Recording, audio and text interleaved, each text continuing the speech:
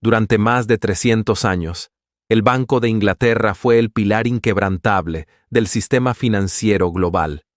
Era la vieja dama de Threadneedle Street, la institución que definía la estabilidad, la bóveda donde el mundo guardaba su riqueza y la roca sobre la que se construyó el Imperio Británico. Cuando miramos la historia del siglo XX, a menudo nos cuentan una historia de declive británico que se siente inevitable. Un desvanecimiento lento y triste causado por 2 guerras mundiales y el ascenso de Estados Unidos. Nos dicen que la libra esterlina perdió su corona simplemente porque Gran Bretaña se quedó sin dinero. Pero esa no es toda la verdad. Es una mentira cómoda que oculta un mecanismo de destrucción mucho más oscuro y específico. El colapso de la libra británica no fue un accidente de la historia. Fue, en muchos sentidos, una demolición orquestada.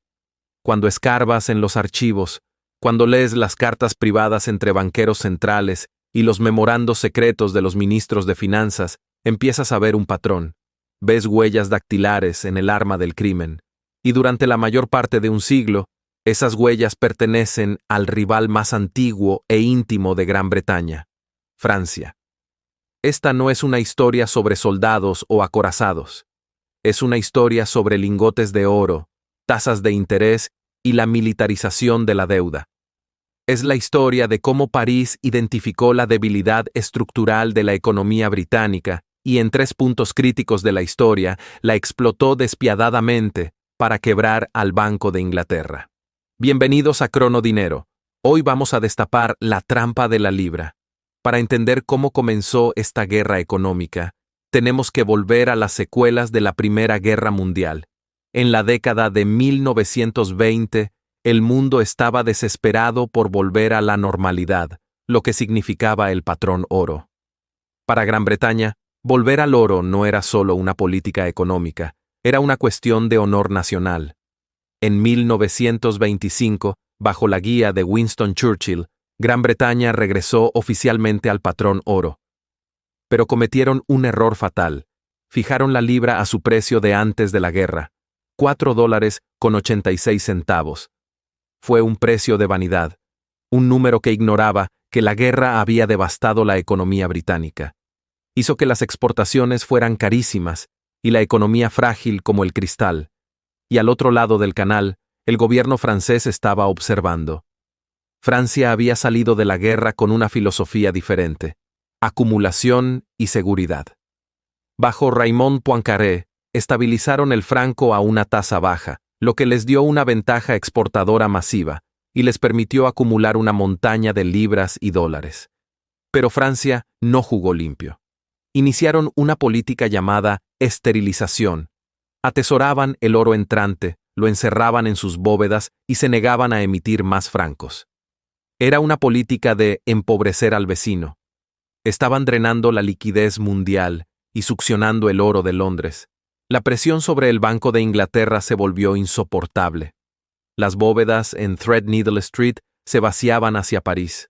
El gobernador británico rogaba piedad, pero la respuesta francesa fue fría. Veían su oro como un arma.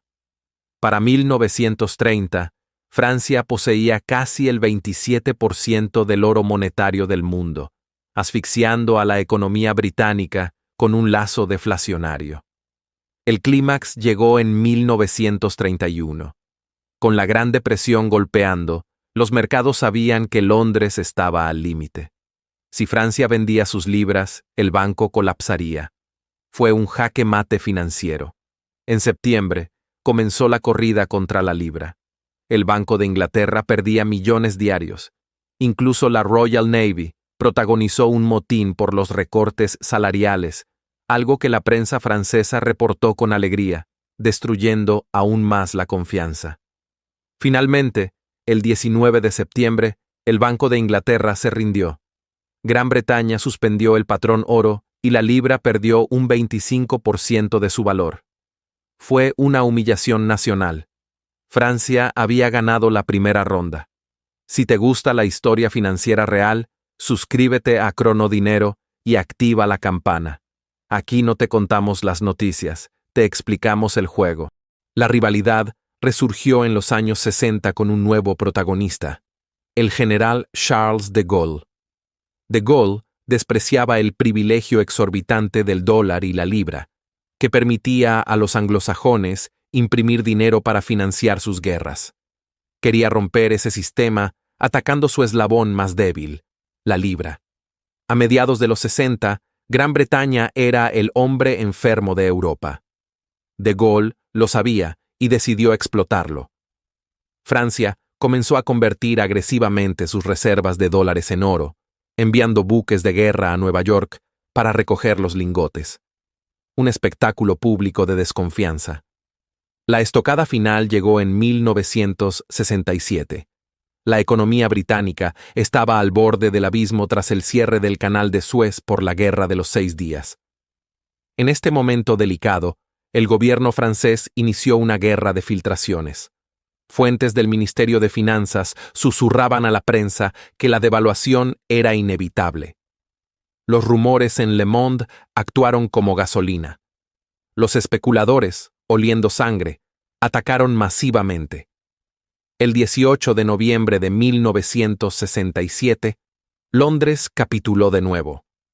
Devaluaron la libra de 2,80 a 2,40.